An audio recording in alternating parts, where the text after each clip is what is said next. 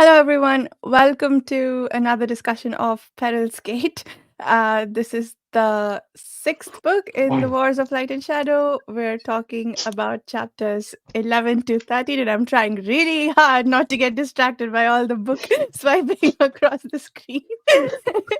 Uh, um, today's discussion is going to be lots of fun, but before we get into it, I'll let everyone introduce themselves. Jared, would you like to start? sure. I am Jared. I run a Fantasy Thinker YouTube channel, and I am on the podcast Speculative Speculations with a couple of these fine folks here, including Chris. Thank you. My name's Chris Mullen. I run the Chronicle of Chris YouTube channel.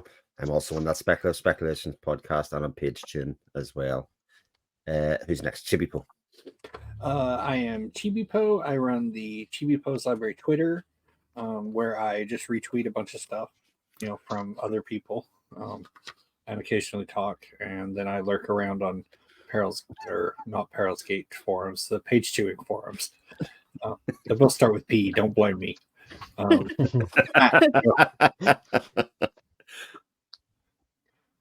Hi guys, my name's Matt, also known as Miggins. I run the Hobbit Hole Books Twitter page and usually lurking around on the Page Sharing forum and Under the Radar Blazers Discord, talking about Wars of Light and Shadow. Nice. So we start this chapter. Oh my god! So I was counting. I read on my Kindle this time, and each chapter was 2.5 hours long. So I've listened to some audiobooks recently that were that a total of 8 hours long or 6 hours long. So it's like reading an entire book. So I do not remember where we started. Chibipo, would you like to tell us, or anyone else who has a better memory than I do? I'm on the next book already. All right. So for chapter 11, which is Nightfall, we start off with Jarrett finally coming out of his drug-induced, stupor from his previous experience, and he starts sort of spirit walking and sees his sight sees some stuff that's going to happen, while the setup that Davian had implemented to give Jarrett the ability to act plays out with the spirit raven coming to him and opening the door for him to take action, which results in one of the best moments of this book. Yeah. Yes. And there are many, so it's not just the best, but Yeah. So the raven was a spirit raven, and was that sent specifically by Davian, or was it? Whatever it was he did, set it up to I believe it's Trace Raven, or the spirit that you'd be used, Trace Raven, to call it to Jarrett's side, and Oh, okay. Trace Raven called the Jarrett side. Yeah, I got it now. Yep, got it. Yeah, and then that raven kind of woke him up with the, let him have a little visions and kind of got his power going. Yep. Yeah, that was very cool stuff. Much like Earthen sworn to the land, the Cathene is too, and well, we'll get to that part. I was gonna say I was really hopeful at that part, that especially with the spirits being awakened, I was like, oh, maybe there is more to Jarrett's story coming here. It kind of gave me that kind of bit of a high rise to say, actually, okay, we've sort of written him off at this stage, but maybe. Yeah, you're right, Chris. That Perhaps. that was the hope. I mean, that was the hope. I have a feeling that Basha is crushed right now, but yes, yes, she is.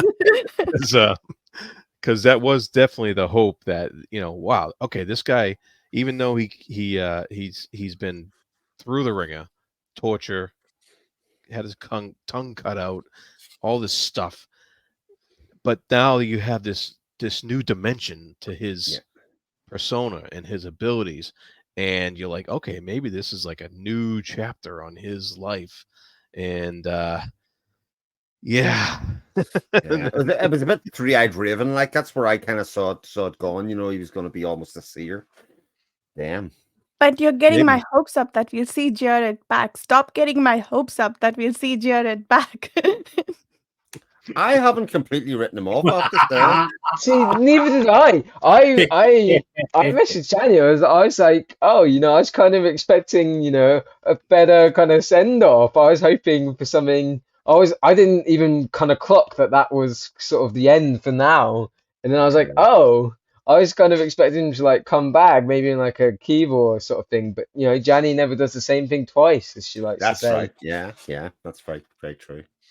I mean, I'm hoping that we see him like spirit walking and communicating with everyone. But that last send off with his daughter, where he tells her, "You're the cat stain now."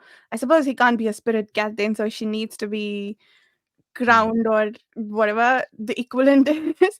But that felt pretty final. And But if he was dead, he wouldn't be peering in front of Jensa. Like, he would just be dead. That's true. But see, Maybe. Arathon's racked with grief and Ilera on his behalf. And maybe his compassion makes it so that even if there's a possibility that you see him in spirit form, that he would still be pretty upset.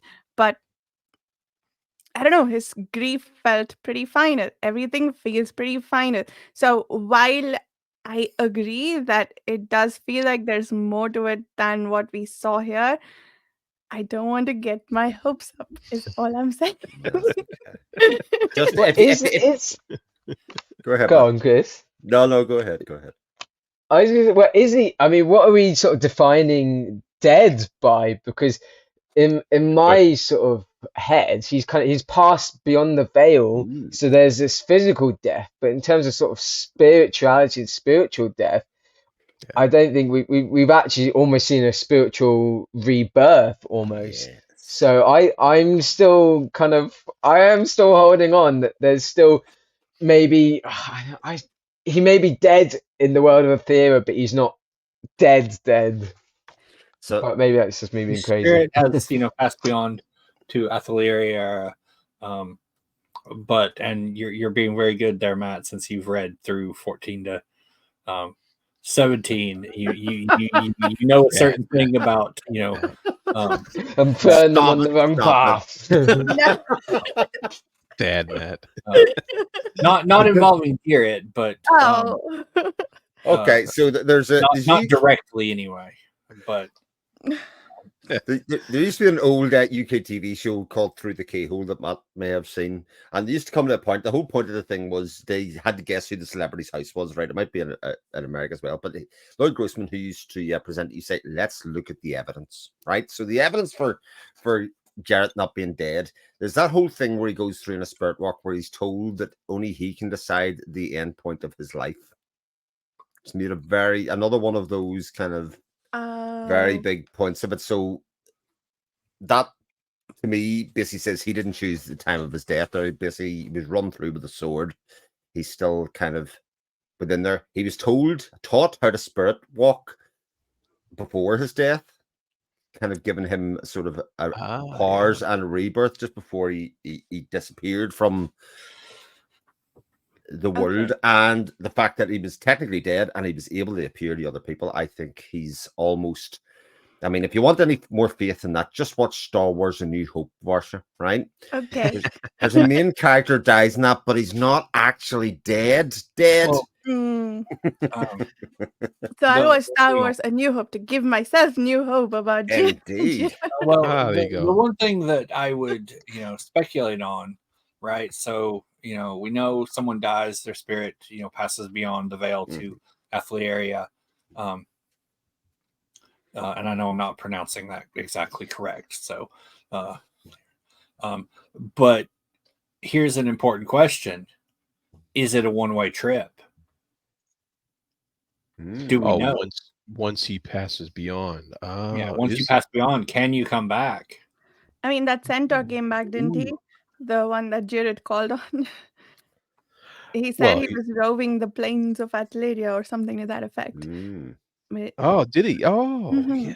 Yeah, because that's the centaur. Ooh, I missed that. He's passed had already passed beyond the veil. And one final thing, the centaur does say you killed one casting. We'll see what happens when you try and kill a second one.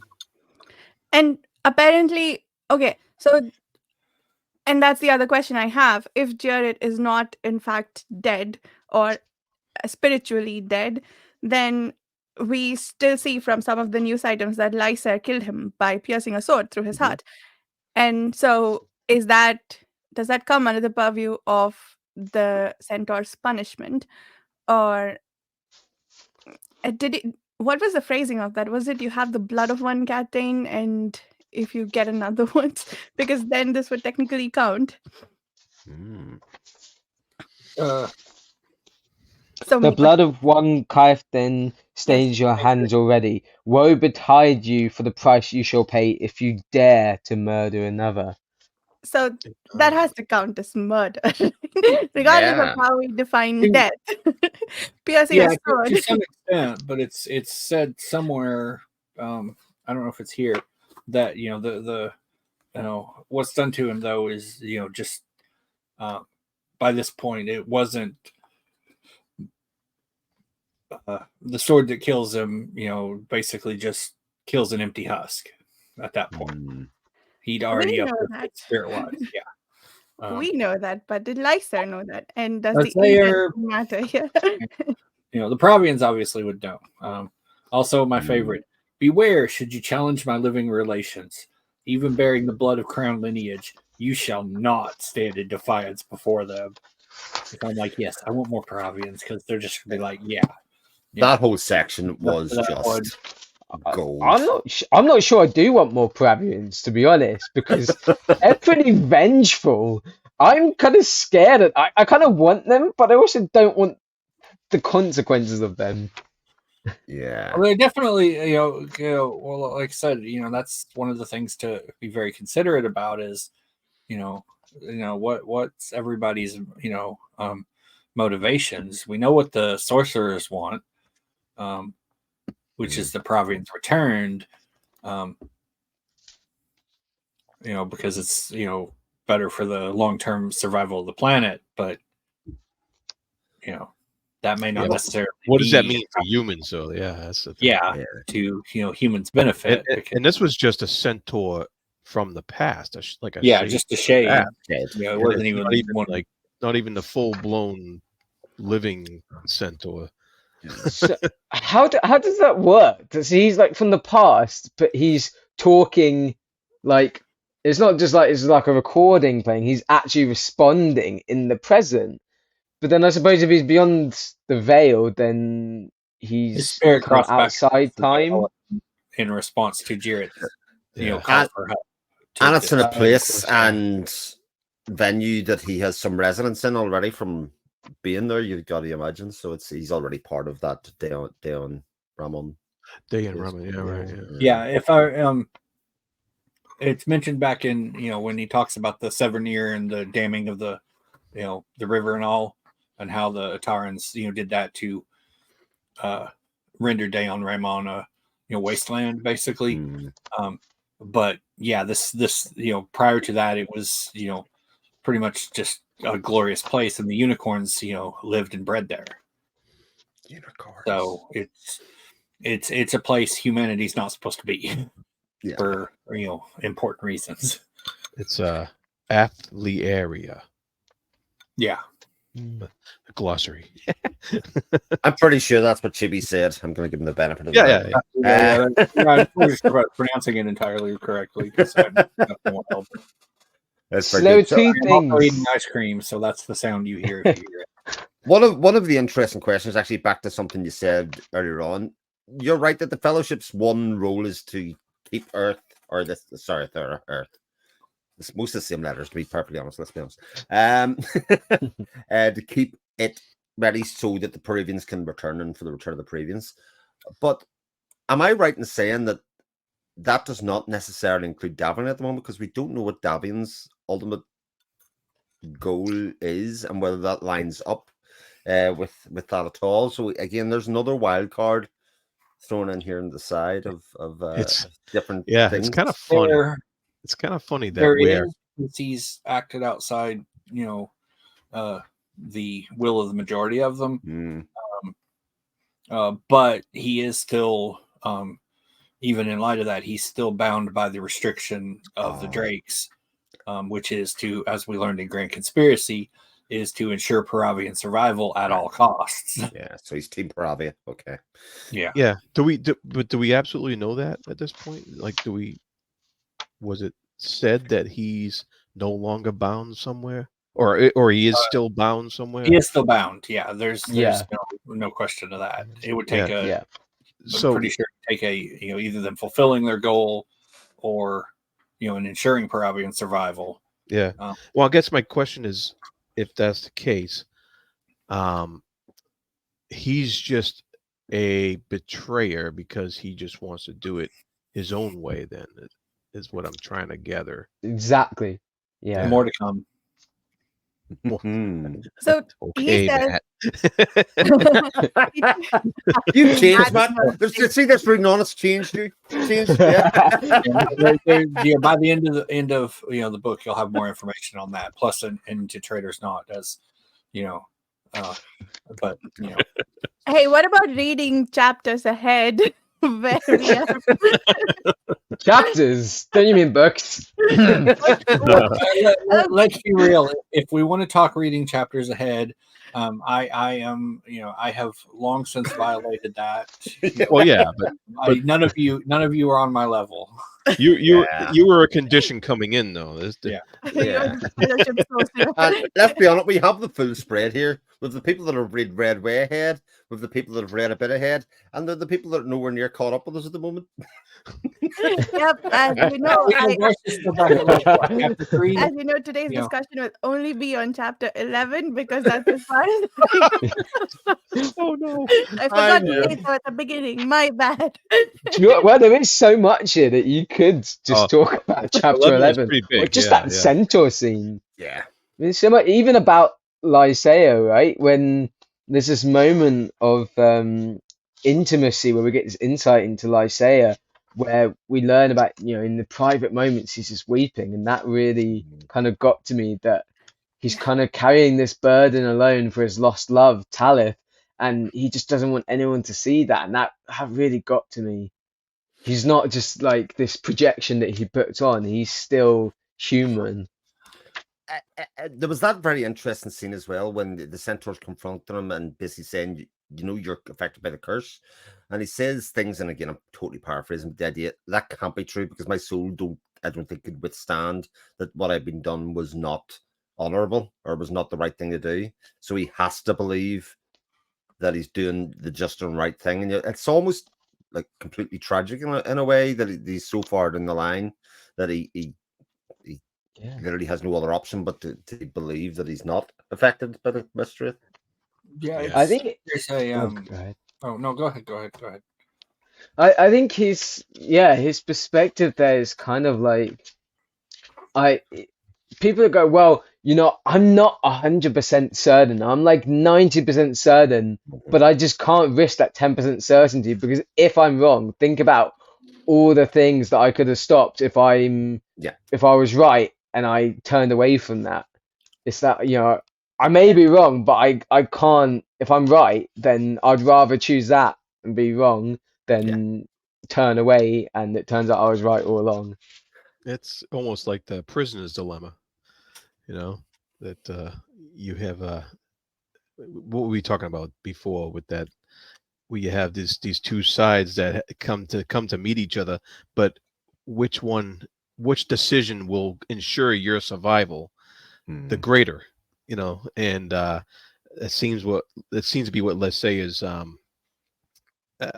against here. And I thought it was fantastic how the centaur, with all this, we get all this description of the centaur and his power and his majesty and his voice, and Lysaea is the only one that stands up to the creature, like Seth Sullivan Evans weeping on the ground, and all the other soldiers are just like they're done, they're a mess, and and he's the only one who can actually stand up to him and actually go against, talk back to him and go against what the centaur is saying, and that's a incredible. It's a tense Incredible moment too. willpower. Yeah, but it's also kind of underscored as a counterpoint that as the one said, I am a shade bearing only a shade's influence. Yep. And how much more potent would it be, it's a real thing. to have one living, breathing. Right. And the in the chapter, the next chapter, even Sethvia finds Lysaea that beguiling. Yeah. That he's like, wow. Even Sethvia was like, wow, this guy's unbelievable. And so it was just I just love all the description and all how it all plays out was just incredible. Now, in some ways, a part of it with him and the things Lysaea has done and whatnot. Oh, is that Varsha trying to catch up to us? Are you into chapter 10 now? That is a nice Kindle. Yeah. But and the things he's done, I don't know. You guys probably don't play these, but there's a character in the online version, of Final Fantasy 14, who experiences this awful tragedy and has done these horrible things, right? Justifying it all, with it'll restore my people and restore the world to how it was before, before this horrible tragedy, wrecked everything, right? And what he's left is he looks around at the world and it's like it's a little, it's a diminished, miserable, wasteland compared to what he remembers. And his goal is to restore it, and he's willing to do whatever he has to for that. But he absolutely won't, let go of that fact that everything was better beforehand. And you can totally talk to him and reason and see his point of view, but yeah, he won't let it go of that idea, because if he lets go of that idea and admits that maybe everything isn't as bad as he thinks it is, then he has to face the fact that he's done all of this and killed all, engineered the deaths of, countless people for nothing. Pointless. Because being that wrong, being that wrong would be that horrible. And but it kind of goes back to something we were talking about in our other discussions this weekend. It's this presenting of the idea. Like, we think back to book 1 when Arathon and Lysaea were on a level, and we were trying not to see one as the good guy and one as the bad guy. But ultimately, Lysaea's dealing with this truth is really cowardice. In some ways, he can't break down and accept that he might be wrong because of the implications for his ego and for himself and for what he's done in the world. And yet Arathon continues to be completely selfless throughout a lot of these books. To hell with his own reputation or what he's doing for people or otherwise. So as the books go on, it becomes very hard to be Team Lysaea at all, even though some of us have already ordered t-shirts a little bit and whatever else. It is made difficult as the time goes on. Actually, See, I'm not a team. Oh, go ahead, Varsha.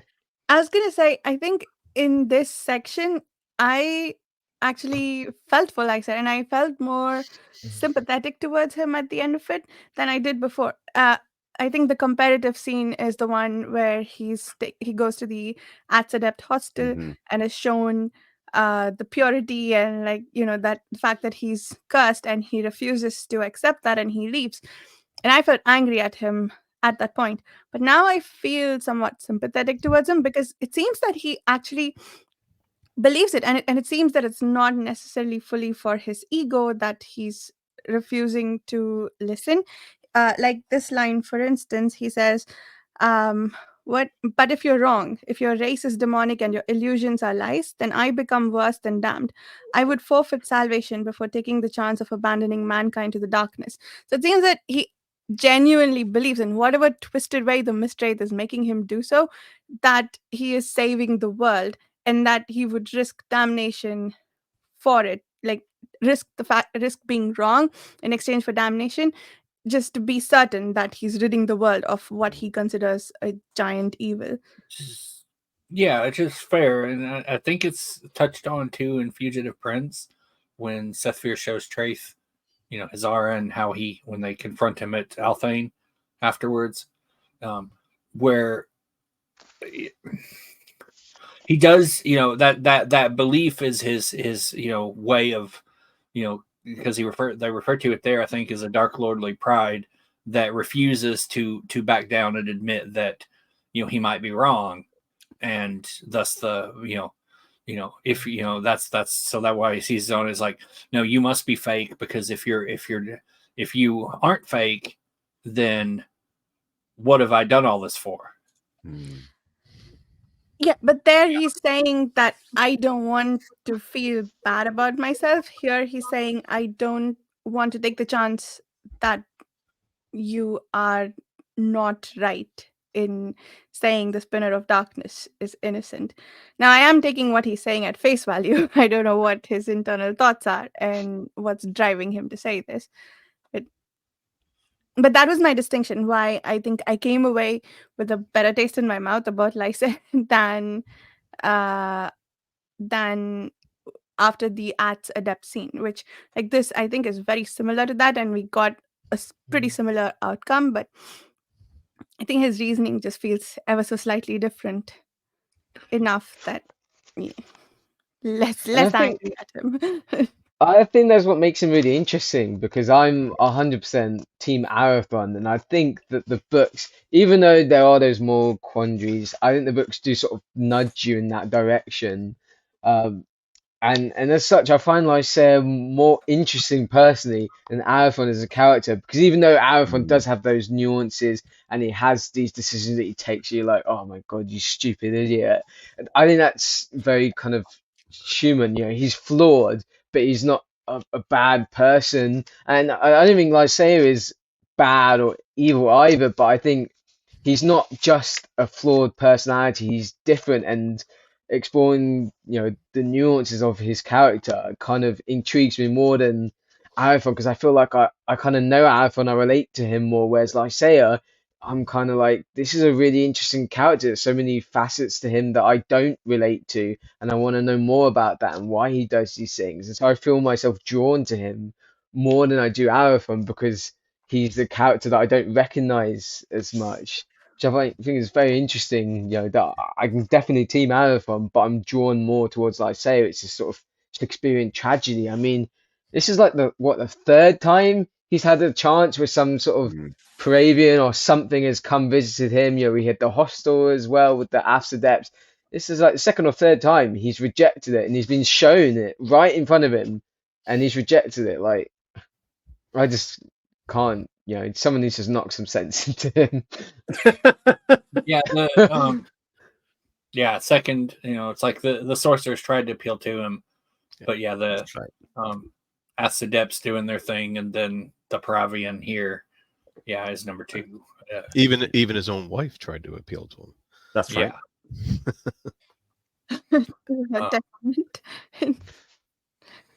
Too soon. Yeah. 3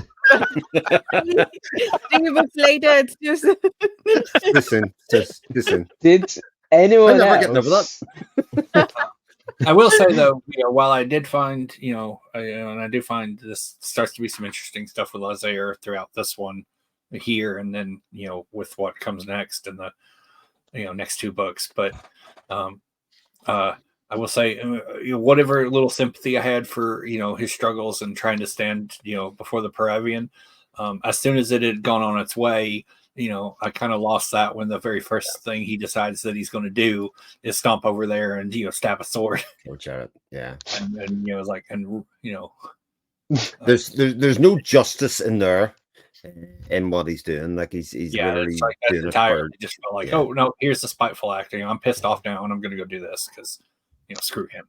Doesn't make me feel better. And for everybody else that is starting to have feelings towards compassion towards Lysaea, that's just the Svalin in you, I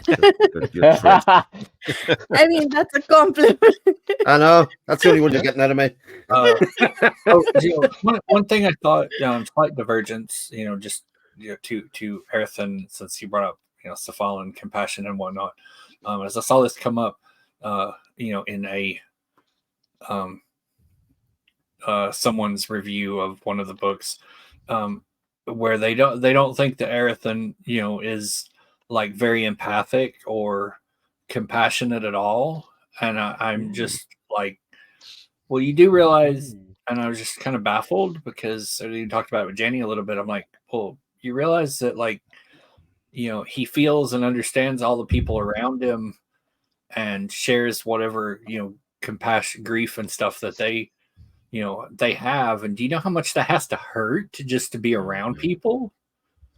So when he's, like snappish at people, it's like he's doing that because it hurts to actually, empathize with these people. He doesn't want, that's why he's holding people, so many people at arm's length and has so few, really close confidence because, it just, everything hurts. Yeah. It's like being an empath actually kind of sucks, or has the potential to anyway.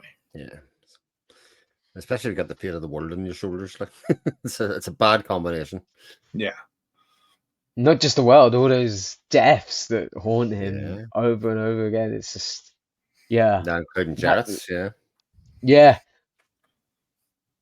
And, it just drives him to be very, very insular, which I think, could be seen as, oh, they're not empathic, they're stone-like. But I think that sort of thing drives you inside your own mind to kind of torment yourself. And so that may, if you're reading it on a surface level, perhaps, and that doesn't necessarily come through on the page to someone just sort of skimming it through.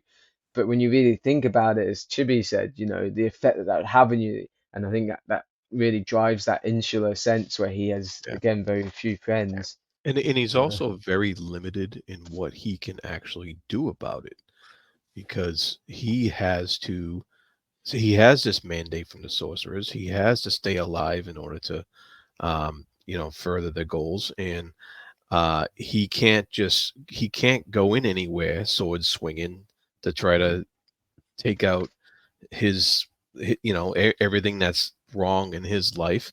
And so it's a lot to live with that he can't actually do anything about without making things worse. and another thought too on that, just something to keep in mind once you get past these chapters, is, with the things he's done, and he feels bad for him and everything, but ultimately what's the point? With the guilt and everything, what is it that he can do to make, these things right for, who've been people who he's personally hurt or have been hurt because of, actions he's taken, like, all the people dead at Vastmark. He's like, he's no way he can ever satisfy those people for that. Yeah. So what's he going to throw money at them? That's not going to help them. Yeah. But just keep that thought in mind. And let's not forget that he doesn't even really want to be here. Like, let's just think about that for a second, because maybe this is getting a bit dark, but like anyone that's sort of been through sort of mental health struggles will know that feeling of, I just don't want to be here, and how strong and all encompassing that can be. And to have that, but to feel the weight and to carry that burden, and to have his one desire be, I just want to, kind of live my days out with my music, practicing that, and I don't want to be it anymore. I'd happily pass through the veil and leave everything behind and live in Athliera, but he has to, he's bound to. And he didn't even, if I remember correctly, he didn't even really want to do that. So to have that on him, to not want to be in that moment of, I just don't want to be here anymore, this is all my fault, but then he has to stay here. It's not even like he's putting that on himself. He literally has to. He's bound to by this magic. So that, like, just to think about the depths of that, like how that must weigh on him, just like, wow. Even we saw earlier in this book where he's just, and we've actually seen it since Fugitive Prince and whatnot, where he's just actively suicidal. Yeah.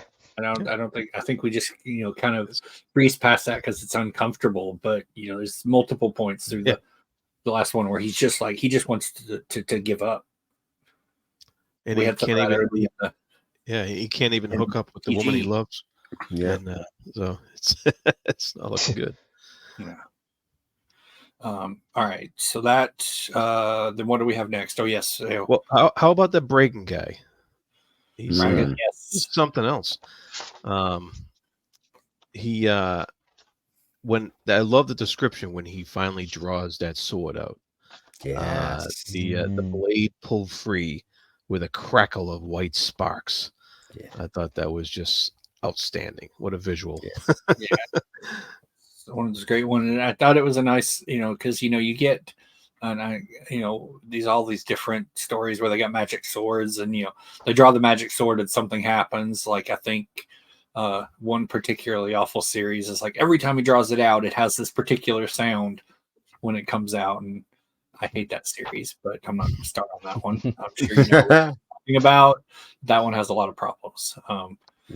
But yeah, it's just a nice little nod to like, oh yeah, he drew the sword and something magical happened. Crackle.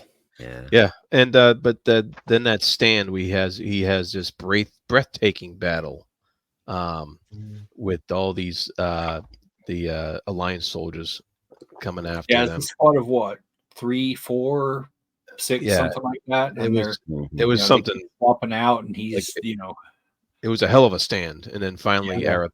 Arathon saves him with by shooting the arrows at the last moment there.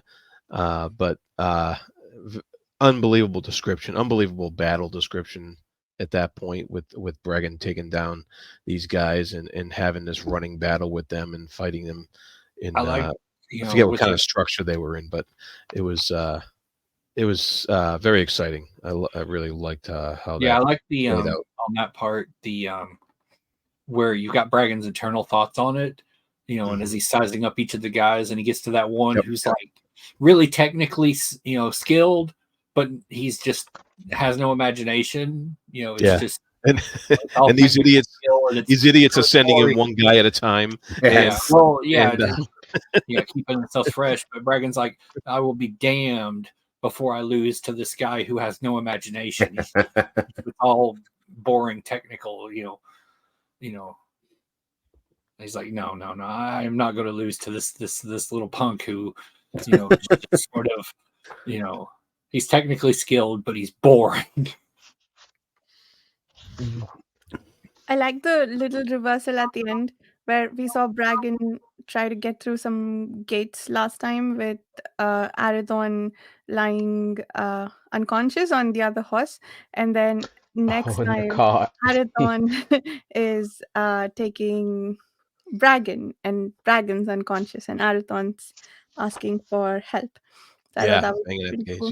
Meets up with the little outpost of clansmen, and and again, it's one of those. It's like I like that she just kind of fleshes these all out. The clansmen are like, yeah, we're absolutely help you, and they all want to go, and he's like, no, we can't all go. That may come in chapter 13, but then we get chapter 12. Rockfell. Oh wait, before we move on, I want to talk about the Raven a little bit more. The Raven, first, it's Traith's Raven, which I guess there was a bit of misdirection at the beginning where he called her she, right? But we've only ever seen Traith refer to the Raven as brother, and we're told towards the end of the section that the Raven is Traith's.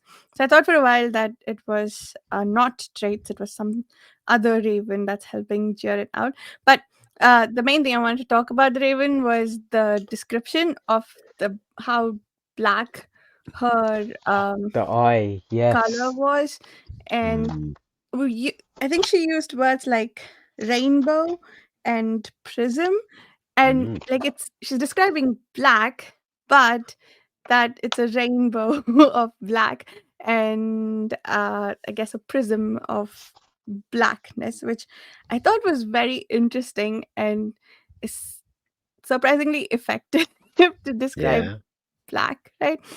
And then there was one other thing that was mentioned. I think, was it Jared? I don't remember who thought this or figured this out, but that the raven's blackness is what potentially, like whatever is making the raven's form, is what powers Arathon's mastery of shadow as well.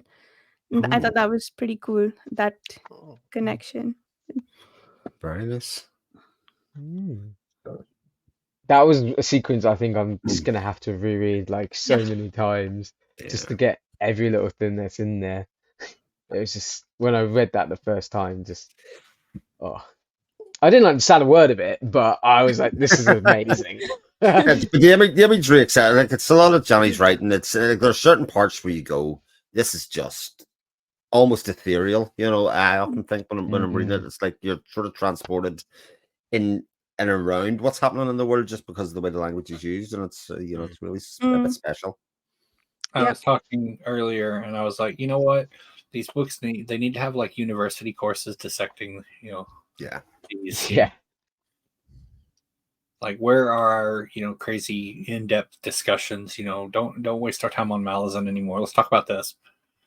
But everyone's like, oh no, gotta talk about Malazan. I'm just complaining about, Malazan all being all over BookTube. Actually, if I want let's read all the books. We can have both series be all over. Yeah, Malazan's not is not as bad as it, but yeah, if I wanted to complain about one more, I'd complain about like Sanderson, but I'm not gonna get started on that either. So. Before we move on quickly, just one thing that I don't know if other people picked up on. I think it's probably one of the most important lines here with the centaur when he goes, living Peravians still inhabit Aethera. Yes. So that's like the first confirmation. So they're still on Aethera. They're not anywhere else. They are there. So I thought that was really important to kind of pick up on. Confirmation. Well, third confirmation, actually. Oh, I missed the other two, but that's the first time it's explicitly said. Our first time was Curse of the Mist Wraith. When the as they're clearing the mists, the unicorn looks up at the sky as the mist is clearing, and then looks over at a cave, a little puzzled. So we know there's a Peravian somewhere that was underneath the mist. And then our second time was earlier in this book when the unicorn walked in to yeah. And then we have this one as our third, All right, where he says yes, they still inhabit Aethera. Yeah, Janny does this a lot. Things that she restates again and again that you may have forgotten. Yeah. Things like Athen's handy with a sword. For everything else that he does, he keeps on restating and showing that he's handy with a sword. Yeah. And a bow and arrow too. Yeah. Oh yeah. Oh yes. You'll see some of how he became so good with a sword and a bow and arrow shortly.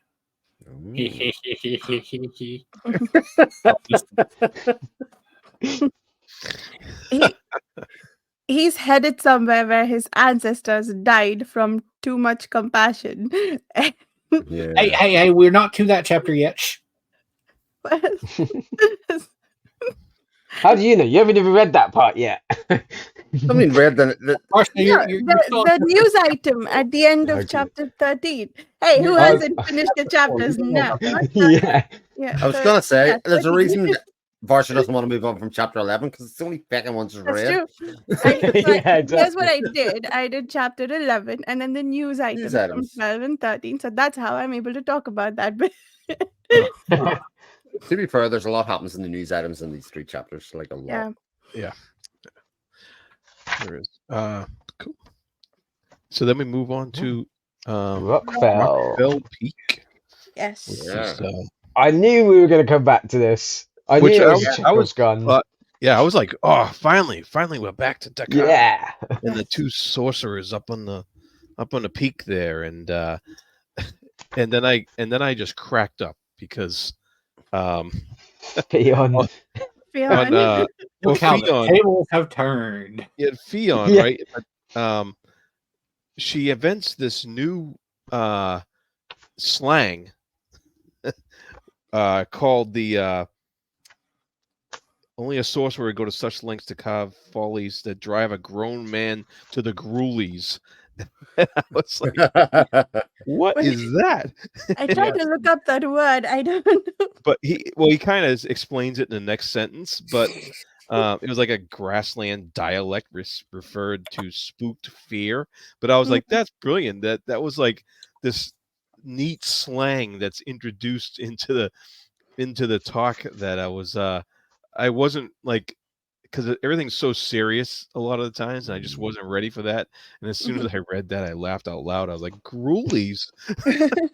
I Ghoulies. believe, taking a look here, I believe that's entirely, her creation.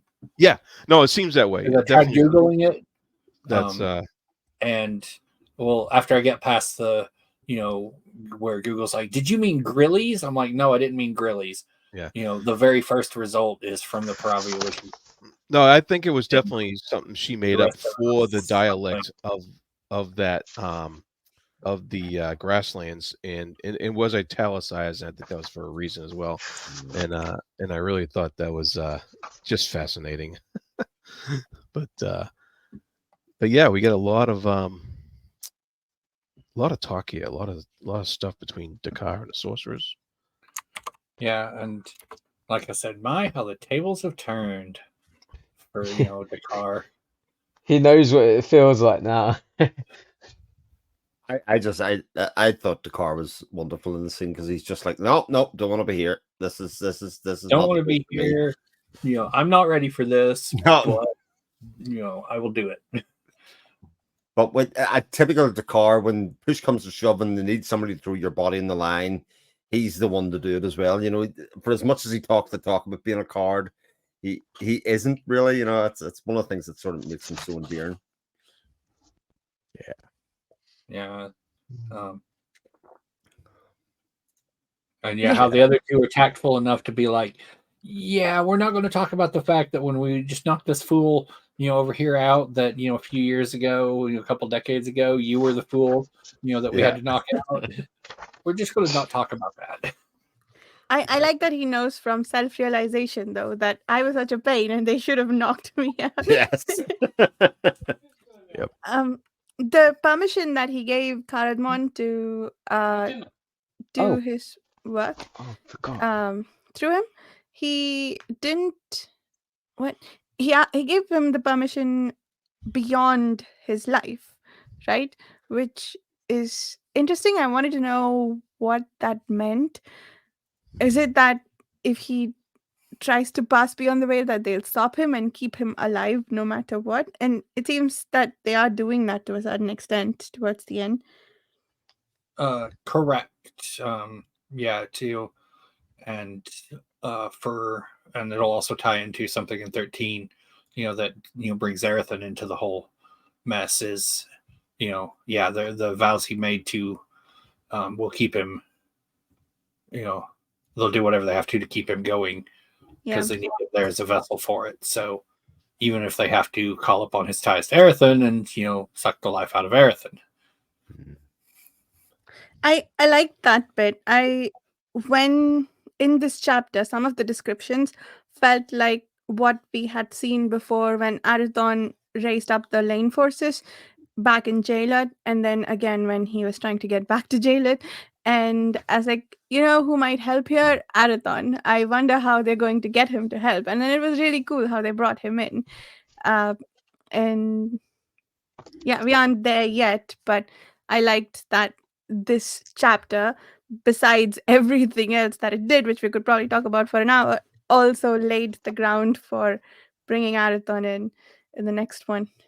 Well, it wasn't just that they brought Arathon in. The power that he displayed even wowed like Caradmon. There's that sentence where like even Caradmon's kind of awestruck by kind of what Arathon's actually able to do with the music, and while it's sort of some people suspected that it's perfect fit for it, actually how powerful that was something else. Yeah, You know? must have Very cool. Yeah. Oh, And I like they mentioned like all those free wraiths roaming around. The free wraiths have moved out of Marek, and they talked a lot about some of the stuff going on in the world, and of course they're up against their own problems up here on Rockfell Peak, and it just emphasized, that there's other stuff going on in the world besides what they're going through right there, and that there's a whole bunch of bad things happening. And I also really love how Caradmon gives us a little bit of personal history. Mm. He mentions visions of or his past on other worlds that were nothing like Athera, where he has like he mentioned sprawling cities of glass and all this other stuff, and I was just like, oh, that's pretty cool. I want to know more about that stuff. Yeah. And this beautiful lady he once loved, Carlene, and Yeah. he had to share his memory of her, and so it was just pretty cool getting that little bit of history of this powerful sorcerer who's probably been around for thousands of years or whatever, um and knowing that he was he was from other worlds and he was involved with other worlds, and he's here trying to save this one. And it was just like it gave you that big scoping span of stuff that these sorcerers are involved in and were involved in at one time. Yeah, I love that. And the thing with the woman in his past, that was such a nice Yeah. touch to make Yeah. them feel more human, because these fellowship sorcerers are almost, I was thinking about it, almost these godlike beings, right? At least the clan members, they have to sort of petition them to come. It's more that they're giving them permission to act on their behalf, but it almost feels like a bit of a prayer sometimes when they ask for fellowship help. Mm. But and it makes the fellowship sorcerers feel a bit like, I don't know, I liked that bit of connection to him with that woman from his past. Yeah, they're more grounded. Yeah, yeah. And and the other thing that was interesting was, apparently, as far as we knew until now, they had destroyed a world before. We only knew of one, but here it says entire worlds on fire or something to that effect, like meaning multiple. Um, so yeah, I'm curious just what the extent of that damage was, because if humans had colonized other planets besides the one that they were on originally, what made it so Athera was the last resort, and what happened to all of the others. Um, but yeah, I'm not sure if I'm reading too much into that plural there. No, and they we have touched a little on this in the previous, because at the hearing at Althane, when Moriel wanted the Waystone fixed or demanded that they undo what they'd done, she referred to Callum Kincaid as the destroyer of worlds. And Oh, we she know said that. Okay. yeah, Ooh. and we know that from the discussion with the Riverboat guy in Grand Conspiracy, Asandir outright admits that they had thought they had accomplished Paravian survival, and all they had to do was deal with the leftover Mathuri, like the stuff in Myrtlevein, and they would be free. And then humanity arrived and reinstated the Drake's binding all over again, and they had to deal with that because they were the reason that humanity was here in the first place, because they'd been wandering Yeah. for however long. And we find out Seth Fair's real name is Callum Cade. Yes. That blew my mind. Yeah. Yeah. Oh my goodness. I think Chibi could tell you. I was like, I'm freaking out. What? Yeah. Callum freaking Kincaid, the guy back all the way in like Fugitive Prince that we haven't even heard a mention of really again. And then I've been waiting for him to come back in. And then he's Seth Bitter? Like, what? He's meant to be the good guy, but he's also like the really, really evil bad dude we're worried about. Like, well, what? I don't know if it's. I mean, she refers to him as selling out his great weapon as and becoming a destroyer of worlds, but we don't know a whole lot of the context behind it. Sundering Star touches on it. Is that yeah? Because is it like Oppenheimer, destroyer of worlds, or is it I'm evil scientist in a superhero movie? I don't know that he Destroyer was of worlds. necessarily. Who read Sundering Star? Anybody? I No, haven't not yet. yet. No. Not yet. I got okay. it the other day. It's very short, but essentially is I don't know that it's necessarily evil scientists as it is, scientists who just built stuff and then had various political factions pressuring him, and he went screw you all, and chose the most you're like, you will not pressure me into making weapons for you, or else. And they didn't think he was, I'm speculating here because, like I said, it's still a lot of questions about that, but they didn't think he was, they thought he was bluffing, and he wasn't. And he made his technology available to like everyone. And it set off, instead of one group having it, everybody had it, and they all started using it. Kind of situation. Usually a short destruction situation. Yeah, like I said, there's a lot we don't know about it, but sounds typical and not at all like any of the other books we've been reading recently. Yeah. Not even a little bit. No. Well, I'm very curious how he got from being a scientist to like. I mean, we see how amazingly powerful he is.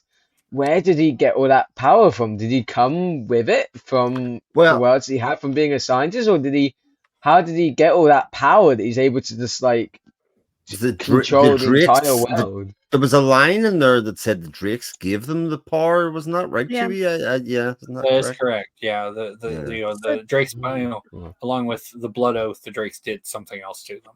Mm-hmm. More on that, we'll come up to. But yeah, cool.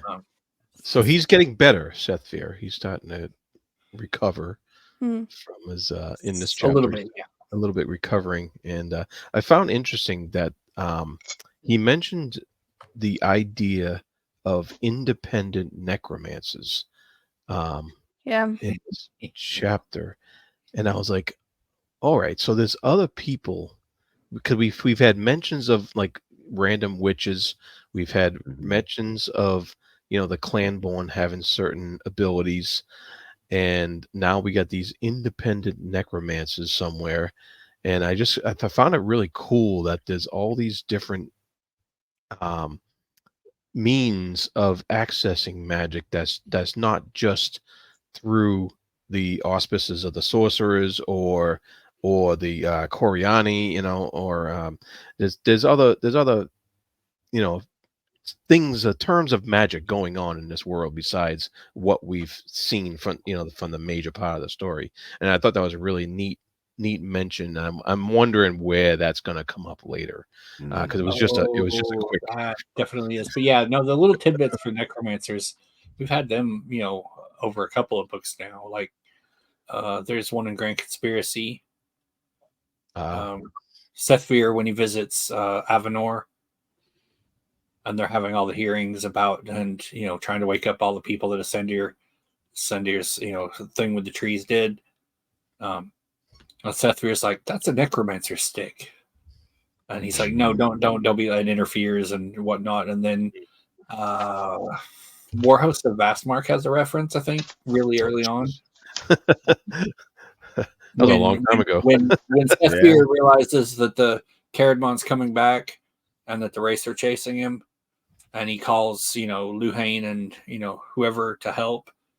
And I think it's Luhane, and mentions Luhane abandoned some spirits that had been left, running wild by the doings of a necromancer. So we've had little mentions of them here or there, and at least our suggestions are they're not very nice.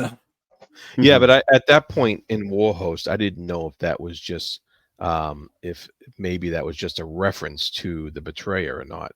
But now it seems like they're independent. That was the main key that I got out of this newer mention of it. Yeah. I'll say is necromancers are bad news.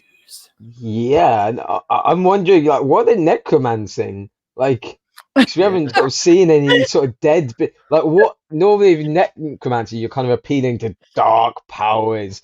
But of course, the dark powers in this world is the Master of Shadow. We haven't actually really seen, like, what. I'm curious, what are these necromancers using? What powers are they gaining from? I don't know. But can they necromance some Paravians back? Yeah. Zombies. I don't know. But you have the spectre. Please be zombies. Please be zombies. You have the spectre of the other things that are coming in. So you've got the Cadram, you've got the Wraiths, you have the I can't remember what you call the poisonous snaky things, the meth. Oh, the meth. thingies. Yeah. Some of the meth thingies. So, you know, it is Met- quite possible not all of those are live. Yeah. Oh, interesting. Weird. And they were brought in by necromancy.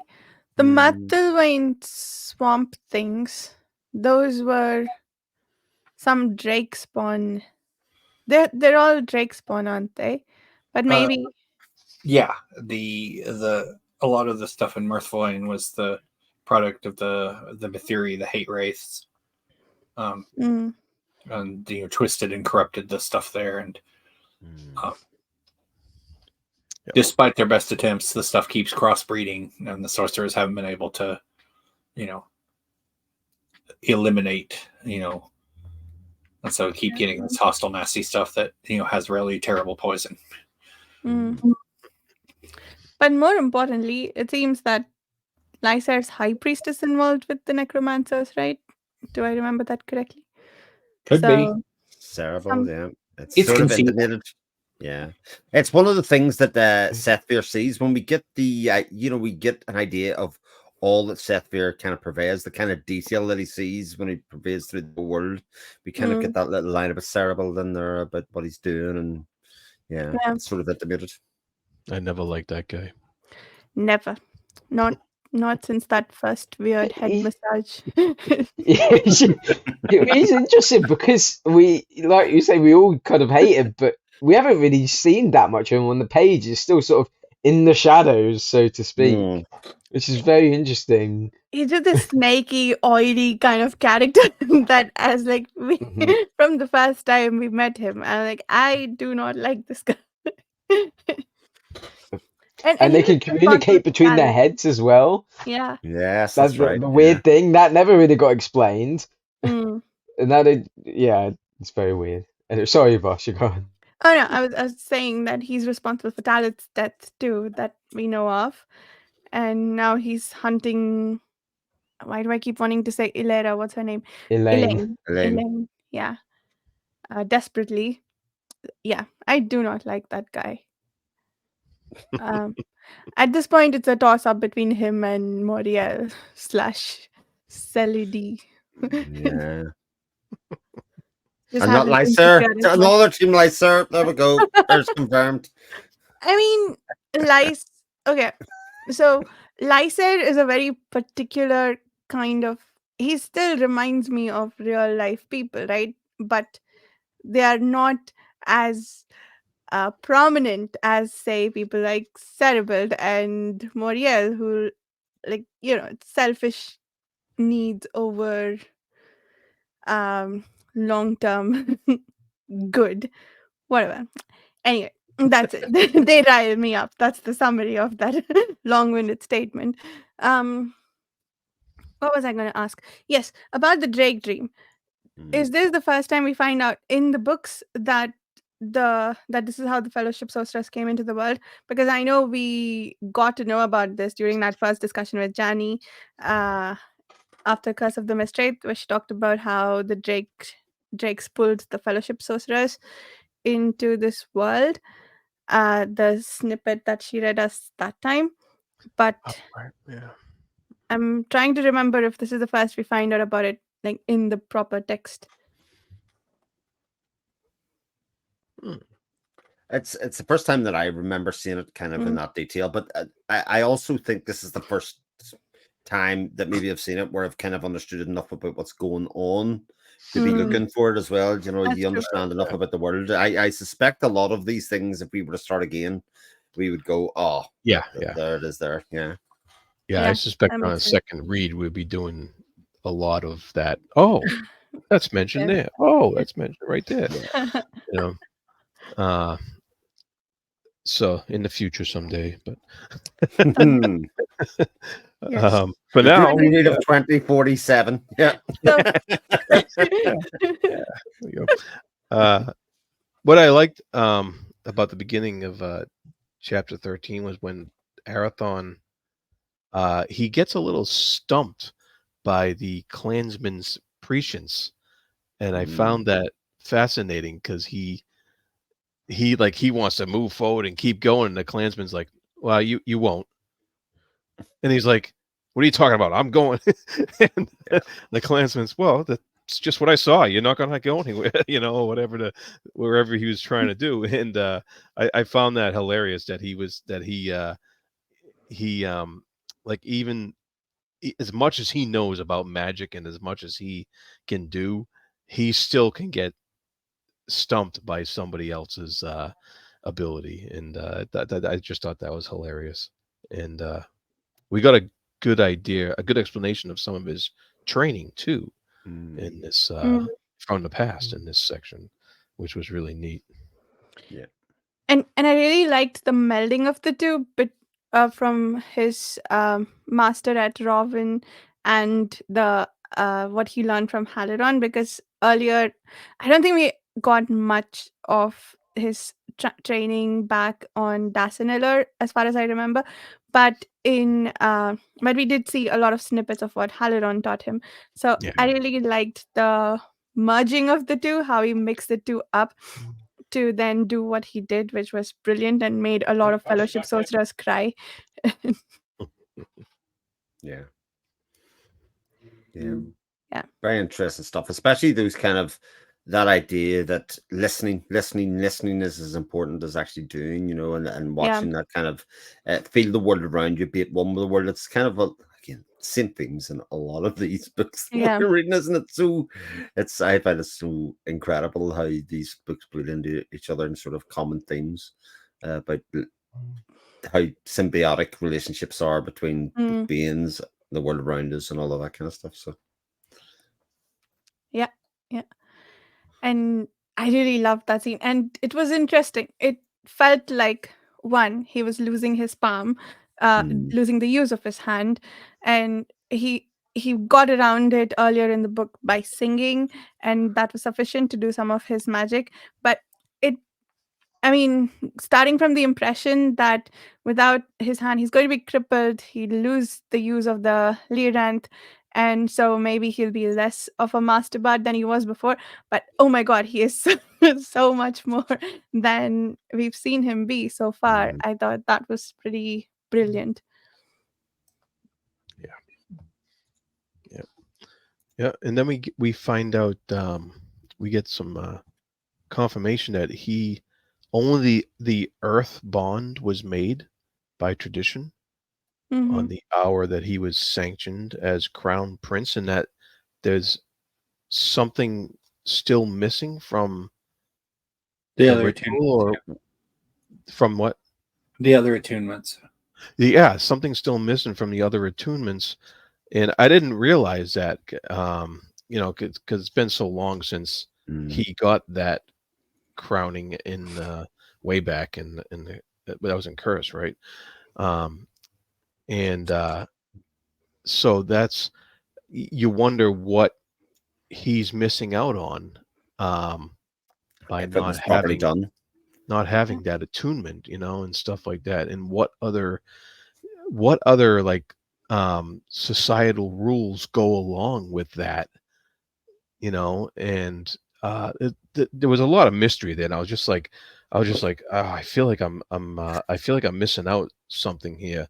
Well, one consideration, I mean, and this is still, we still, have had little tidbits on and whatnot, and they even touched on it here. So what did the High Kings do? Well, yeah. Well, that is another question, because that actually comes up in the news items at the end here with that High King Camridian, and you're like, okay, what's the deal with that? And yeah, what exactly do these What like you was their said, role? what do these High Kings do?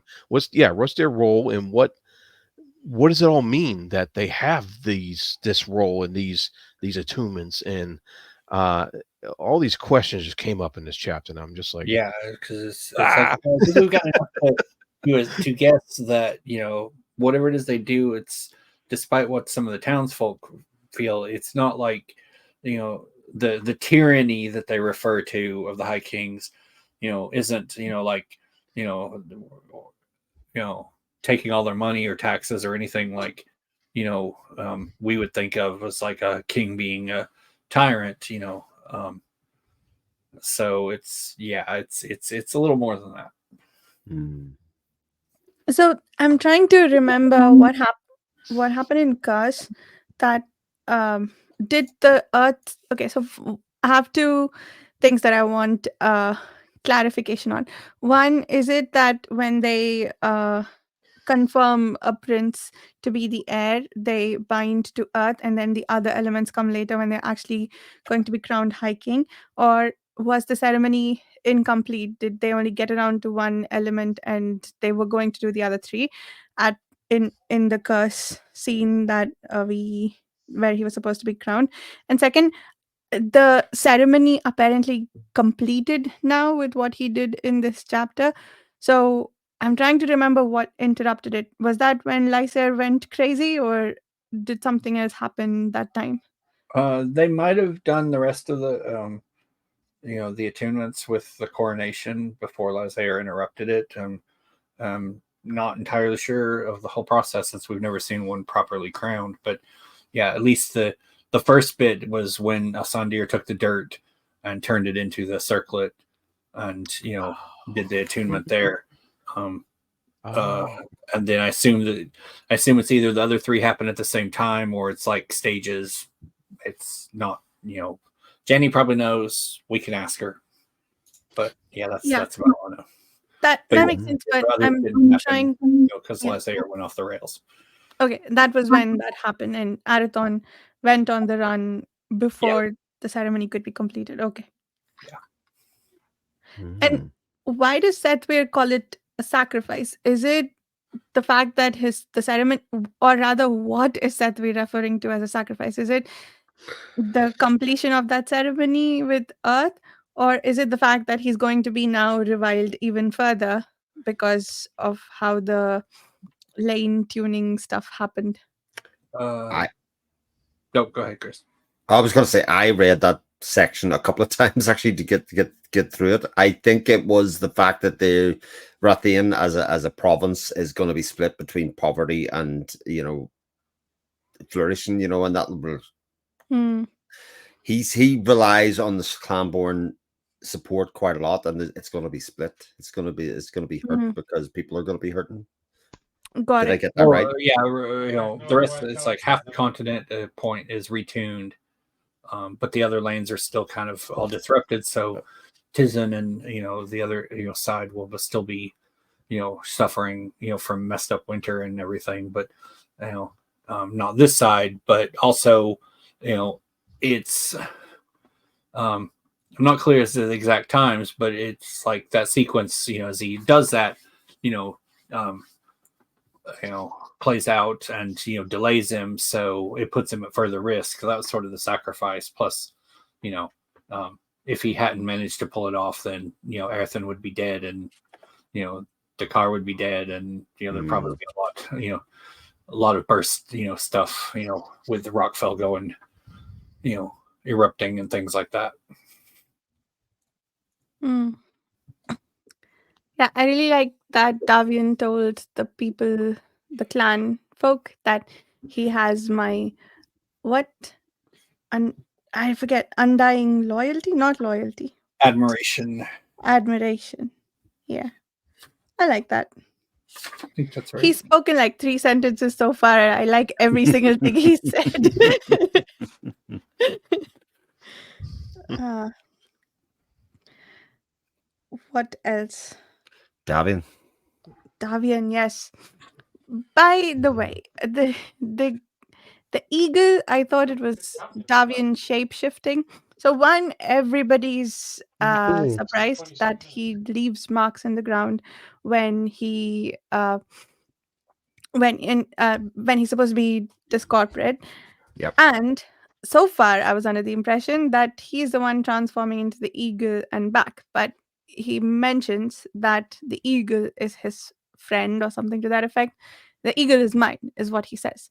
Mm-hmm. So is he not shape shifting into the eagle? Is it just something that is along for the ride?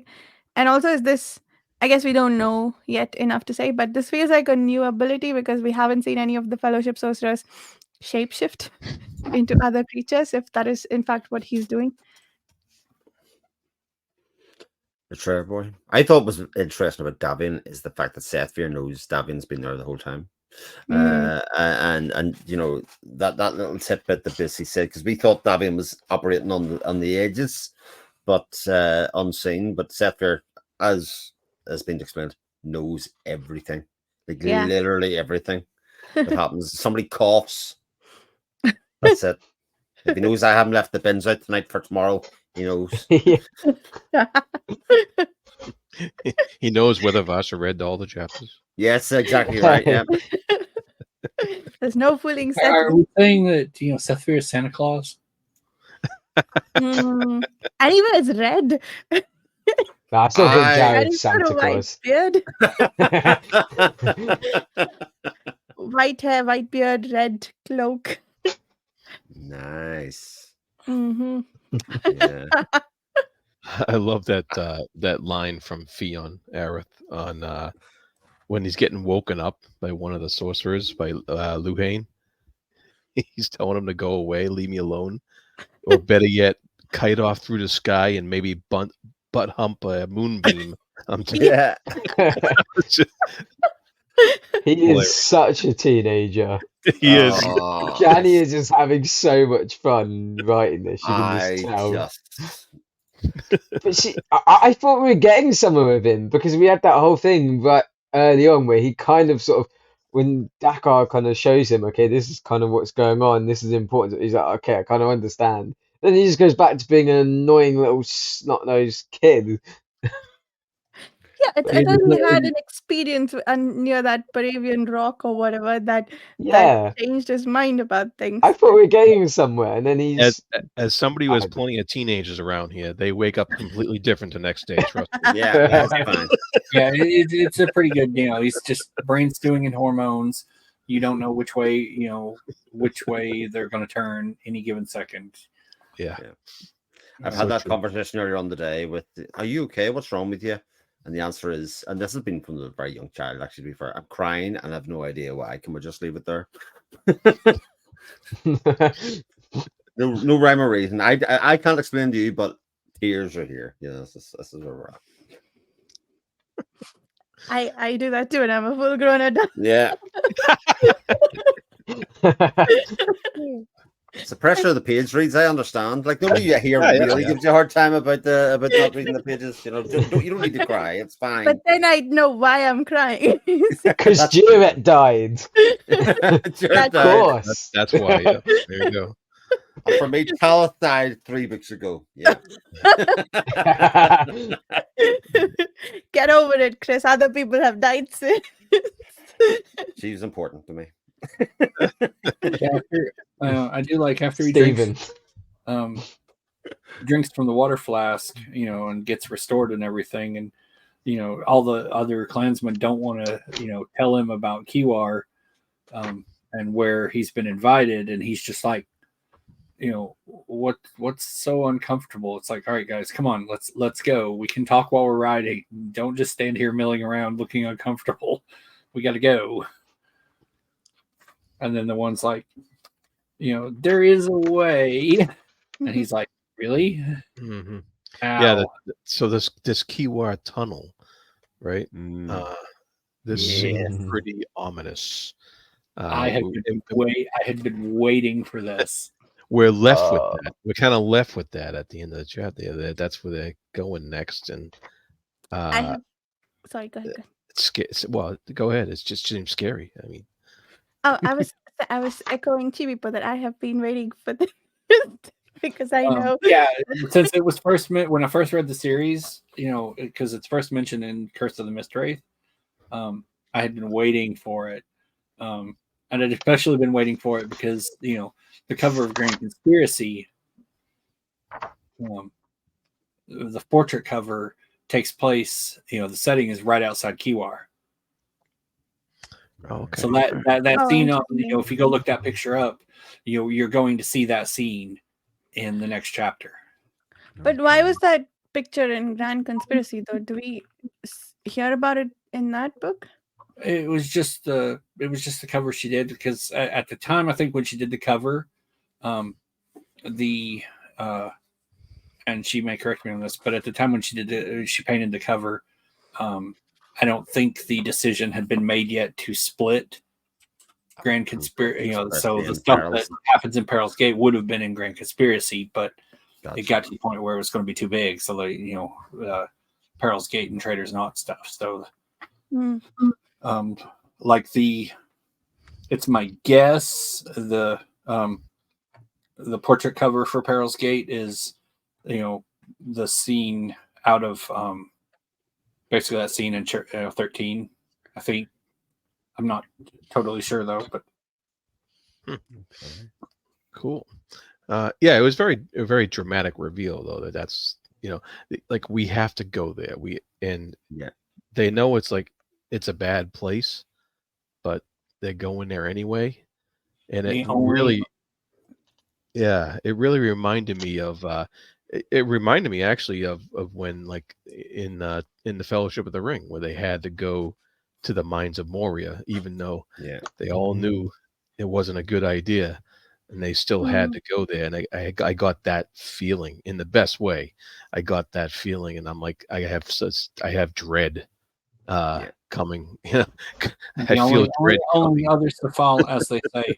The only one others to fallen has set foot inside Kiwar, and he died screaming.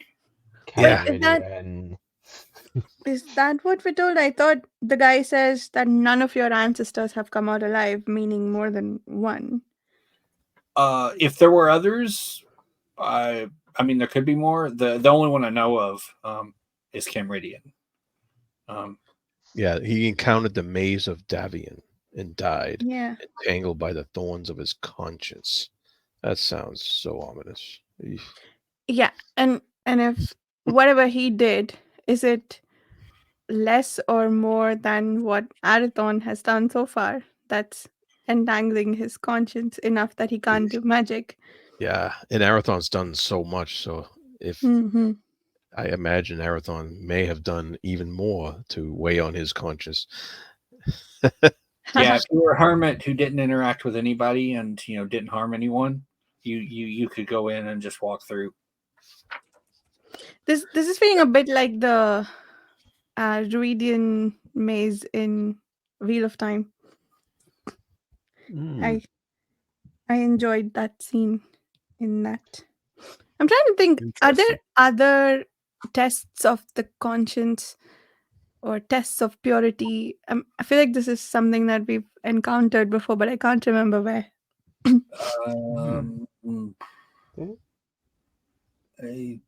don't think so. I don't think so. I will say, like the Maze of Davian and the fountain and whatnot we're all part of the same. Yeah, same stuff for what Davian was working on. And the scariest part of this is that Davian, we don't know his motives. Like, he says he's protecting Arathon, but he's this wild card. We know his ultimate goal is to protect the Praevian survival at all costs.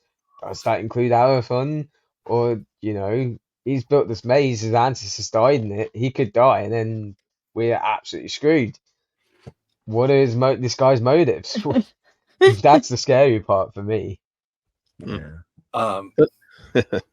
One thing to and you might have to go back in Grand Conspiracy for this is dig back to see where it is that we first see Davian start doing stuff. What was it that he started taking notice of? So, and it wasn't Moria tearing the planet apart. No. Yeah, minor thing. That happened around the same time, but that wasn't. It was something. It's one of those. Something small that you might not have noticed. Chibi Pope, why don't you send me a DM? I mean, you're gonna save Varsha reading it again. We're spotting a pattern here. It's I could read it. I know Well, where I could do it. I'll say Matt can also send you a DM because he started ahead in Trader's Knot, so Yeah. he may have encountered I'm still completely clueless as to why he what woke him up. I was trying to. Sorry, Chris, were you saying something? No. I was trying to find what Davian says when asked what his motives were in the past. He says something to the effect that he only ever did what he thought was best at the time. So it's not okay. Yes, he went rogue, and did we know about this before that the Fellowship stripped him of his body for his betrayal? Or I thought he went the way Cardamon and Luhain did, just so engaged in some intense magic enough that he had to transfer. But yeah, but it seems that he did whatever he thought was right, however misguided it may have seemed at the time, or maybe he had some long visions of like the long future that he was trying to prevent. But yeah, it is curious that he's taking an interest now, and he seems to be generally impressed by Arathon. So it doesn't also seem like he has it out for the high kings of Athira. Yeah, I think this is the section you mean where he says, or someone's like, "You don't murder either, but history tells us you toy with men's lives. Why should we entrust you with this one?" His response is, "I have no time for your plotting review of the past." Trapped water gurgled as the sorcerer changed his grip. He clasped the horn between his opposing palms, then glanced skyward, his shot silk hair tumbling free as a stallion's mane down his shoulders. The stakes are too high to waste thought or motion. Always, then or now, I act to forestall the pitfalls that shadow the future. Which, yeah. I guess his good guy confirmed. Yeah, good guy confirmed. Yeah, it's It from seems his like, mouth. but he's right out of the,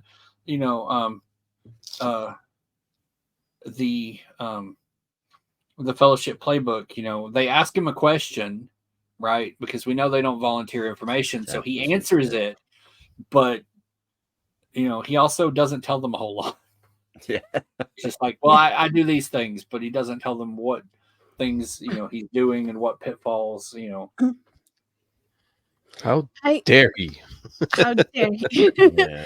I like how he starts that answer though. I have no time for your plodding review of the past. Yeah.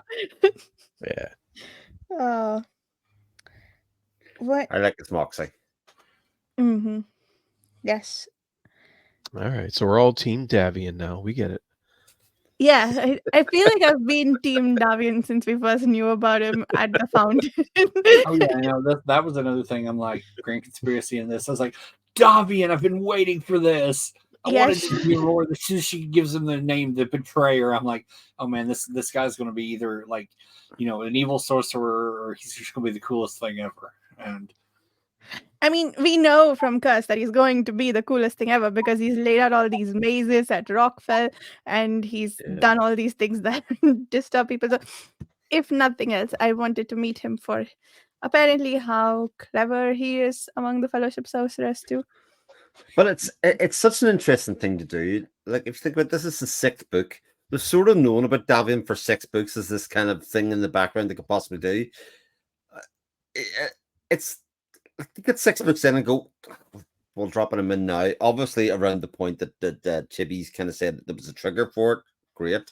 But you've had this kind of wild card up your sleeve, and even amongst that, as Jared said earlier on, with Davian, there's a whole lot else happening that we just feel like we don't really have any knowledge of, like in terms of these spirits coming from the other place, part of the Provians. The Provians are here, but they're not here. Where are all this? There's like, it's like when we see a wee tiny corner of the world, and the rest of it's just kind of there, and we can't see the forest for the trees, so to speak. This is what I've been saying. Like, there's this fight between Lysaea and Arathon. It's almost a distraction. Yep. I feel like Janny is playing switch and bait with us, focusing us on this intensely personal feud between the two brothers, whilst there's all this universal stuff just going on behind the scenes. And she's going, no, no, no, no, look here, the curse, whilst all this stuff is happening. And I feel like there's, yeah, it's a bit of a distraction because there's so much more important stuff. Like, out of them, I say, aren't really important in the grand scale of things. It's this all manner of things that could end the entire universe in a theory and annihilation. That's what we've got to really worry about. Yeah, and they've got all these, things that are penned up and whatnot because, like she said, a Sundeer is always off doing something. Yeah. Sorry, He go ahead. never stops. Well, I was just gonna say, I think the question you have to ask is, I mean, the series is called The Wars of Light and Shadow, but it's not the Wars of Lysaea and Arathon specifically. So I'm just guessing that Light and Shadow encompasses a lot more than just those two guys, maybe, and we might be seeing some effects of that in the future, hopefully. Yeah, as we've had them, threaten, or warn Lysaea that him founding his little religion is gonna eventually, slip his control, and what his followers will rule. It's a case where everything he does. it's a case where the title of the thing, you can't get too bogged down in the details of what that title might mean, because it could mean a lot more than what we're seeing. Yeah. We also find out in this section somewhere in these 3 chapters, the parts that I, speed. We noticed that we find out that the Fellowship sorcerers have been taking a lot of active action to keep the planet stable. Like, there was one bit about how there's something laid down in the seabed and the mountains. There's like they're preventing volcanoes from erupting. There's it feels like any small thing that breaks could catastrophically change a lot of the dynamics of the world, which is really interesting. Like, it needs active Fellowship presence to do all that. But I guess the implication there is that the Paravians used to keep all of this under control, and now they're not there, so that's why the Fellowship have to do so much. Yeah, they're maintaining a lot, and like I mentioned, Alcindor is always off, going to fix something else. Like, never stays in one place for very long. Yeah. Oh yeah. And it's not much of a spoiler, but Moriel's stunt to last book in Grand Conspiracy, had the potential to upset fault lines and basically rip the continent apart. Which is part of what they're dealing with in chapter 12 with Rockfell. Yeah. Because it's, there's a fault through the sky shields and whatnot. And, she just did her thing right on top of it. But, that's, further back in history, with the dragons and whatnot, they've had, the planet gets sundered, continent fault lines disrupt and everything. Yeah. So that would be very bad. See, and they still haven't. Oh, go ahead. Sorry. No, go ahead, Matt. I was just gonna say quickly, and they still haven't. Speaking of Rockfell, they still haven't really dealt with it. It's kind of like a stopgap. The Wraiths are still there. It's still on a fault line. Like, this is absolutely going to kick off again, isn't it? Yeah. Well, the biggest problem that they had, here is with the lane imbalanced, would have ran all that energy through the the fault line that runs through there, and that would have basically caused it to erupt. And so with the lane being rebalanced with what Eretha did, that's no longer a worry. So they just have to rebuild all the protections that they had put up around the flask where Deshthir is trapped. I still feel like they're going to find a way to get through somehow. There's no way that those Wraiths are hidden there and not gotten rid of for a reason.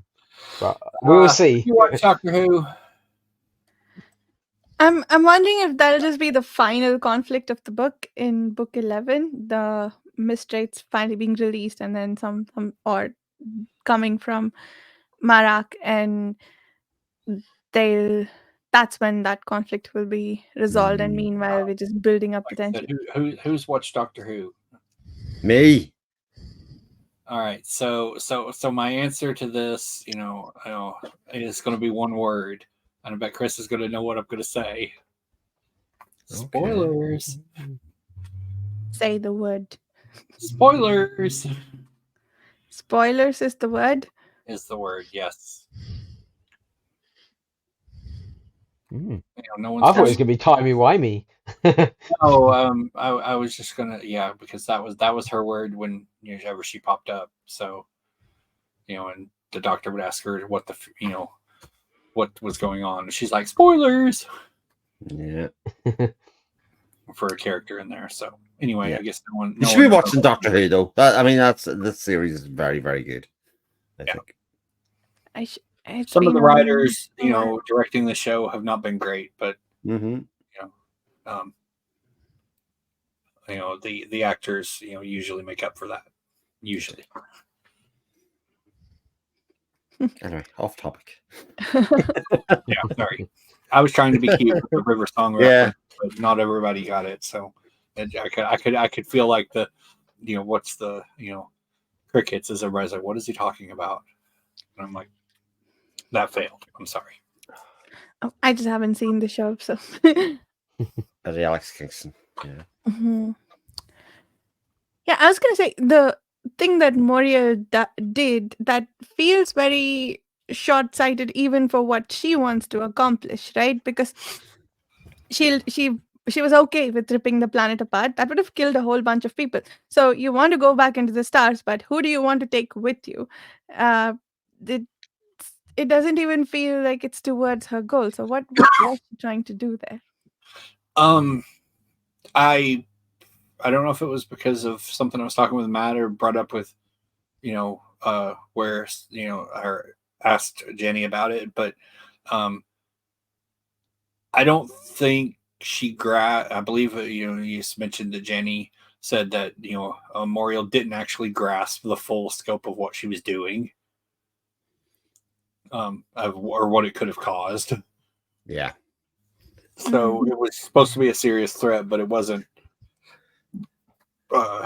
She didn't know what the full scale of what she was doing. It sort of struck me that she wanted to mess with the Fellowship, but confident in the idea that the Fellowship, whatever she did, the Fellowship would be able to clean it up for her, but it would just keep them busy. Okay.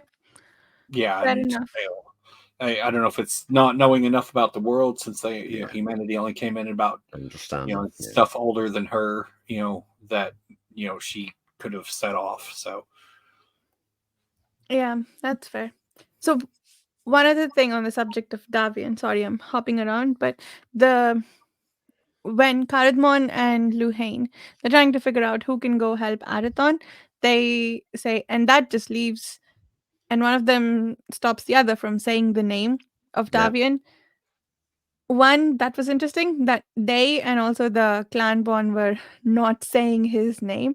And secondly, it was almost like they thought that Davian might come if they called him, which what reason do they have to believe that now, when he has been deaf to their calls for 5 centuries?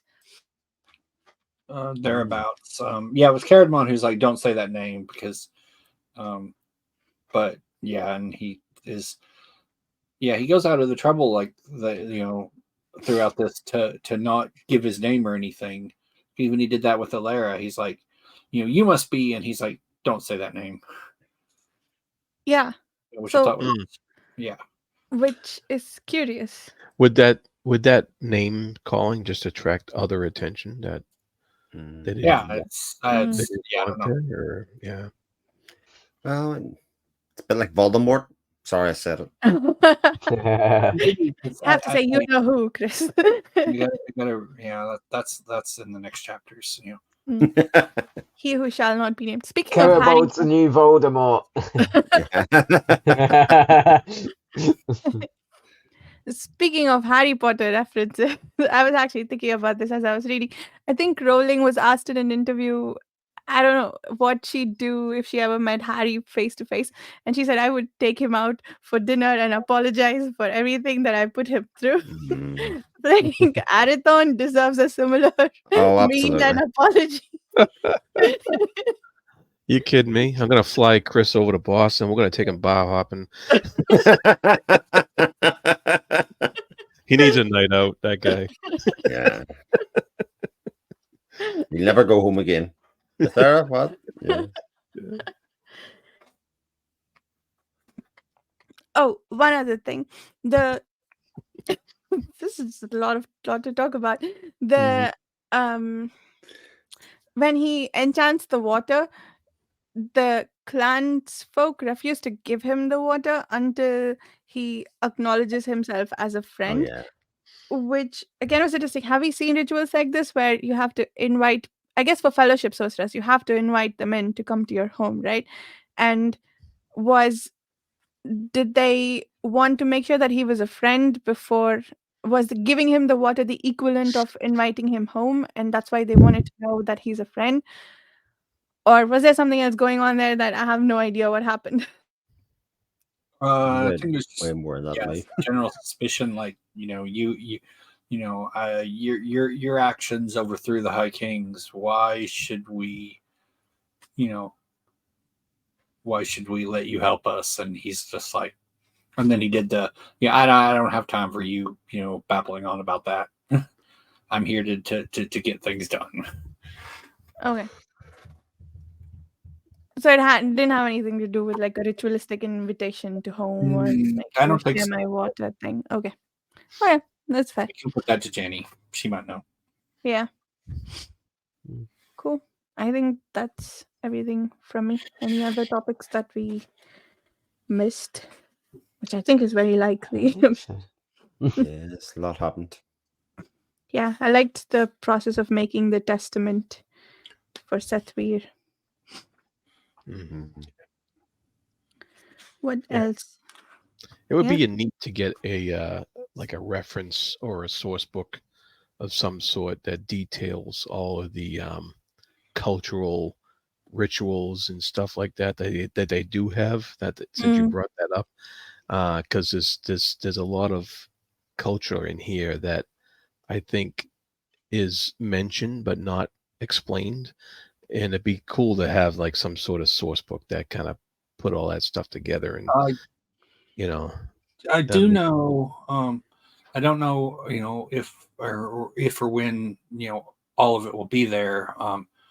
But her notes, all the notes and everything she's written over the 50 years, she plans to donate to the Eton collection, at Berkeley University. Yeah. And I know some of it she was talking to her and she said, that isn't going to them until after I'm dead, because I don't want to be embarrassed by how cringe, it was, talking about like the original, script, outline for the story when she wrote when she's like 18. And I was like, yeah, I can think of some of the stuff I wrote when I was 18, and I don't ever want that to ever see the light of day. So she's like, she kept to it, but she's like, yeah, it was, very, very basic. And she's like, I don't want to be embarrassed by that. So, but I don't know if you have to go in person to access that, or if they'll be curating it, into like a digital archive or what. But, but I know they collect other sci-fi and fantasy writer stuff, and curate it, and preserve it and whatnot. So. No, when I'm like done the series, I would definitely be interested in a source book that has source book, more story, historical information and general information, blood, different cultures and stuff like that. Would be neat. Yeah, it's like source book, more stories. I want it all, and like Queen, I want it now. The one other thing that I spotted in the story here was, I think this is the first time they've talked about it, is the idea when the adepts are caring for Sethweir, that they talk about the fact that he can have a human successor. Oh yeah. Yeah, I right. missed that part. And did they say that he can't right now, He can't right now, so the but opportunity he would could be have? lost if he Yeah. died at that time, when he was Mm. kind of giving himself over. But that would be actually the biggest shame of if he perished at this time. So there obviously is a mechanism with which, or a way for the succession to happen if they plan for it. Mm. And this would be his earth sense, right? That he would Yes. transfer. Yeah, this Yeah. transfer. Yeah. That. Yeah, that's pretty cool. I wonder if. Oh, and it needs to be a human It says because human successor. I just looked up the wording again. Yeah. yeah. Yeah. Oh, sorry. I meant as in corporeal human, not Oh. someone say Jarrett. Um. You're looking for a way to him come back. I assume if they weren't, I assume that if they weren't, if they were discorporate, that could, Discorporate, the thing could be passed on to them, but I don't know for sure. Mm. He's married anyway, fortunately. There's a. Kind of just want to be alive. I do wonder who could be possible candidates for that. Yeah, that's what my brain was starting to do. Arathon, of course, is probably at the top of the list, but who else? Let's say not Arathon. Kevor? Ooh, nice. No, Kevor would be off the table. Why? Yeah. Athadepts do not interfere with the world. Add to depths. No, but Setway can decide who to transfer his power to and if they are accepting of it. Or is it only the Adepts who can transfer his earth sense? Well, I don't know if they are the only ones who can transfer his earth sense, but with actually, what's the last we saw of Kevor? He Yeah, he he's was still in the deciding what he was going hostel. to do. Yeah, he was still in the Yeah, hospital. he's at the hospital. He hasn't woken up Okay, yet. then I will shut Yeah. up. Right. Yeah, But- I was gonna say you should be. He's getting ahead of himself there. So much in the next 4 chapters that I'm like, I don't remember where that is. So. Yeah, but what? Yeah, that's in the next 4. Elaine has seen a RAFO. film of him returning, though. So, yeah, RAFO. Yeah, I'm trying to think who else we know who can. Does it need to be someone? I guess it has to be someone with the clan bond, whatever the ability is called, the magical abilities. Priests. Yeah. Yeah. So, Jensa maybe. No. Sofin? Oh. Yeah. I mean, That would be a wild card, huh? Mhm. I think there's mileage to run and selfing in the story. Yeah, I feel it. I mean, let's think about it. You'd have to have mage talent, and we know that Sethbeer is able to, foresee and predict, stuff that's going on a large scale. Mm-hmm. So those are at least 2 qualities we know of, and though that one may be because of the but who do we know? And I'm not saying that this is the case, I promise, but I don't know, just want to blow everybody's mind. Who do we know that has the ability to foresee the future? Jared. Not where we're going with that. Jared the car. Who else? Oh, Duck. Why did I? Okay, Dakar. I completely The forgot. guy who's been about an him. apprentice for hundreds of years. He's gonna refuse. He's gonna go kicking and screaming to that responsibility. So we know that they won't not do it against anybody's free will. Like, he fits in great to be a fellowship sorcerer because he just spends a lot of time complaining, but just ends up doing it anyway.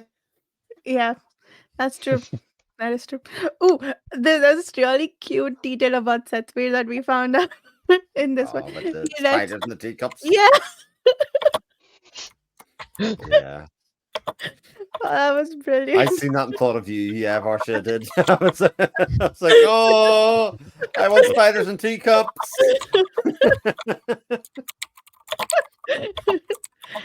Yep, that was it. Yeah. Stole your thunder in that one, maybe. No, but that was it. You hit the nail on the head. That was great. I seen it and was like, yes, that's That's the thing. And it's very fitting in character. Like, it's so funny. Like, it was almost like it's something we already knew Yeah, because it's so yeah, in keeping with his exactly. character. Yeah. Yeah. That's cool. All right. So with that, are there are there any other topics that we should discuss? I'm all dry. Okay. Well, there's just one line that I Oh, wanted to read that I thought I just love this. I thought it's just such a cool line. When Arathon's just coming over to Cura and he goes, "My victory, beloved." Arathon gasped in last salute to the enchantress who watched through the quartz sphere. Then he gathered scraped limbs and thrust to his feet. Firmly and finally he stepped across Peril's gate. I thought that's such a cool line. Just this image of him going, "My victory, beloved," and then stepping into Peril's gate. Like, oh, it's so good. Title It's one drop. of those, yeah, Nice. I very like that. nice. Yeah, such a cool line. Very cinematic. that it is. I like it. I like it when the title is not taken in vain. Cool. Very Then good. let's do outros. Chibi-Bo, would you like to start us off? I am still Chibi Po, and I still run, my own little Twitter where I retweet things.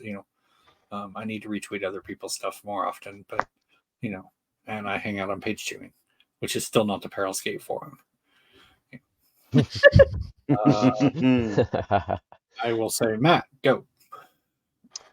I'm Matt, also known as Miggins. You can find me over on Twitter at HobbitHobbBooks. I also write reviews for Fantasy Book Critic, and you can find me lurking on the Patreon forums and in Under the Radar SFF Books Discord, talking about these awesome books. Nice. Jared. And I'm Jared. I run the Fantasy Thinker YouTube channel and also on the Speculative Speculations podcast and other page cheering related fun stuff. Chris? Yeah, my name's Chris Mullen, Chronicle of Chris YouTube channel, Speculative Speculations podcast, and page tuning, just like many of the good books here. Just left up to you, Varsha. And you can find me on the YouTube channel Reading by the Rainy Mountain, on the podcast Speculative Speculations, and Haunting the Page Chewing forums. If you'd like to discuss these books with us, consider checking out the Page Chewing forum. We meet once every 2 weeks. And if you're camera shy, you can turn your camera off like Chibi-Po, or just come talk to us on the forums, on forum threads. Thank you so much for listening. We'll see you in 2 weeks. Bye.